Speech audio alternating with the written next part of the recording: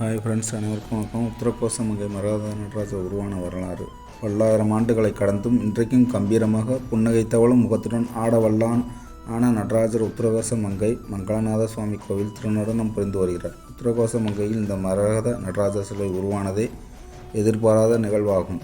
ராமேஸ்வரம் செல்லும் வழியில் மண்டபம் என்ற மீனவ கிராம பகுதி இருந்தது. அங்கு மரக்காயர் என்ற மீனவர் வறுமையில் வாழ்ந்து வந்திருக்கிறார். அவர் மிகுந்த நம்பிக்கையுடன் உத்தரகோசமங்கலநாத சுவாமியை அன்றாடம் வழிபட்டு வந்தார். தினந்தோறும் பாய்மரப்படகில் கடலுக்கு சென்று மீன் பிடித்து வந்து வியாபாரம் செய்து வாழ்க்கை நடத்தி வந்தார். ஒரு நாள் மரக்காயர் கடலில் மீன் பிடித்து கொண்டிருந்த போது திடீரென கடலில் சூறாவளி காற்றுடன் பேய்மழை பெய்ய ஆரம்பித்தது. அதில் அவருடைய பாய்மரப்படகு நிலை குலைந்து எங்கேயோ அடித்து சென்றது. அப்படியே வெகு தூரம் சென்ற பிறகு படகு ஒரு பாசி படர்ந்த பாறையின் மேல் மோதி நின்று விட்டது. அதில் பாசி படர்ந்த பாறை அப்படியே சரிந்து 3 துண்டுகளாக அந்த படகில் விழுந்து விட்டது. பாறை சரிவதற்காகவே காத்திருந்தது போல் அதுவரையிலும் அடித்து துவைத்து வந்த பேய்மழையும் சட்டென்று நின்றது. மரக்காயர் அதிர்ச்சியிலிருந்து மீண்டும் மண்டபம் நோக்கி திரும்பி வருவதற்கு பார்த்தால் அவருக்கு எந்த திசையில் இருக்கிறோம் என்பதே தெரியவில்லை. உடனே அவர் தினமும் வணங்கி வரும் மங்களநாத சுவாமியை மனதில் நினைத்து கொண்டு பல நாட்கள் கஷ்டப்பட்டு படகை செலுத்தி கொண்டு ஒரு வழியாக மண்டபம் வந்து சேர்ந்தார். கடலுக்கு சென்றவர் இன்னும் திரும்பி வரவில்லை என்று காத்திருந்த மரக்காயரின் உறவினர்கள் அவரை உயிரோடு பார்த்து நிம்மதி பெற்று முயற்சித்தனர்.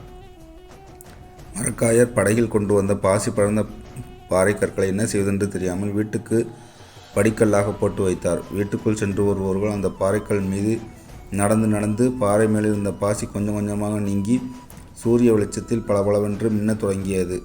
பாறை மின்னுவதை பார்த்த மரக்காயர் அந்த மங்களநாத சுவாமி தான் தன்னுடைய வறுமையை போக்க அளித்த பரிசு என்று நினைத்தார். அந்த மின்னும் பச்சை பாறையை அரசர் கண்பளிப்பாக அளித்தால் வறுமை நீங்கும் என்று நல்லெண்ணத்துடன் பாண்டிய மன்னரின் அரண்மனைக்கு சென்றார். அங்கு தனக்கு நடந்த அனைத்தையும் விளக்கி கூறி தன்னிடம் ஒரு பச்சை பாறை உள்ளது என்று தெரிவித்தார். பாண்டிய மன்னரும் மரக்காயர் சொன்னதை கேட்டு உடனடியாக ஆட்களை அனுப்பி அந்த பச்சை பாறைகளை எடுத்து வரச் சொன்னார். கொண்டு வந்த அந்த பாறை கற்களை அது பற்றி விவரம் தெரிந்த ஆட்களை வைத்து சோதித்து பார்த்தார். பாறையை சோதித்து பார்த்த அவர்கள் மன்னரிடம் நிச்சயம் இது விலைமதிப்பற்ற அபூர்வ மரகதக்கல், உலகில் வேறு எங்கு தேடினாலும் நிச்சயம் கிடைக்காது என்று சொன்னார்கள். உடனே மன்னரும் மரக்காயருக்கு பச்சை பாறை கற்களுக்கு உரிய பொற்காசிலை வெகுமதியாக அளித்து வழி அனுப்பி வைத்தார். மரக்காயரை அனுப்பிவிட்டு வந்த பாண்டிய மன்னர் இவ்வளவு விலைமதிப்பற்ற அபூர்வ மரகதக்கல்லில் ஒரு நடராஜர் சிலை வடித்தால் எவ்வளவு அற்புதமாக இருக்கும் என்று எண்ணிக்கொண்டு நடராஜர் சிலை வடிக்க பல இடங்களிலும் தேடி கடைசியில் இலங்கை மன்னன் முதலாம் கயவாகுவின் அரண்மனையில் சிற்பியாக இருக்கும் சிவபக்தரான ரத்தின சபாபதியை பற்றி கேள்விப்பட்டு அவரை நடராஜர் சிலை வடிக்க அனுப்பி வைக்குமாறு இலங்கை மன்னர் கோலை அனுப்பினார். சிலை வடிக்க சிற்பி வந்து சேர்ந்தார். சிலையை வடிக்க அந்த பாறையை பார்த்த உடனே மயங்கி சரிந்தார். மன்னரிடத்தில் தன்னால் மரகத நடராஜர் சிலையை செய்ய முடியாது என்று பின்வாங்கி சென்று விட்டார். இதனால் மனமுடைந்த பாண்டிய மன்னர் அந்த மங்களநாத சுவாமி சன்னதி முன் நின்று பிரார்த்தனை செய்தார். அப்போது நான் மரகத நடராஜர் சிலையை வடித்து தருகிறேன் மன்னா, கவலை வேண்டாம் என்று ஒரு குரல் கேட்டது. குரல் வந்த திசையை நோக்கி திரும்பிய மன்னர் அங்கே ஒரு மனதை மயக்கும் வகையில் ஒரு சித்தர் நிற்பதை கண்டார். அவர்தான் சித்தர் சண்முக வடிவேலர். உடனே மன்னரின் கவலை நீங்கியது. மரகத நடராஜர் சிலையை வடிக்கும் பொறுப்பை சித்தர் சண்முக வடிவேலரிடம் ஒப்படைத்தார். அதோடு அவருக்கு தேவையான அனைத்து உதவிகளையும் செய்து கொடுத்தார்.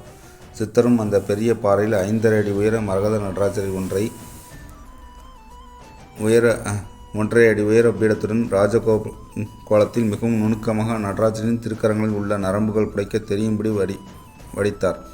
பின்பு பாண்டிய மன்னரை அழைத்து முதலில் நடராஜமூர்த்தியை பிரதிஷ்டை செய்த பின்பு கருவறையை அமைக்கும்படி அறிவுரை கூறினார். மன்னரும் அப்படி செய்தார். இதனால்தான் பல்லாயிரம் ஆண்டுகளை கடந்து முகலாயர்கள், ஆங்கிலேயர்கள் என பல படையெடுப்புகளையும் தாண்டி இன்றைக்கும் கம்பீரமாக புன்னகை தவழும் முகத்துடன் ஆடவல்லவான் ஆன நடராஜர் உத்தரகோசமங்கை மங்களநாத சுவாமி கோவிலில் திருநடனம் புரிந்து வருகிறார். தென்னாடுடைய சிவனை போற்றி, எந்நாட்டவர்க்கும் இறைவா போற்றி.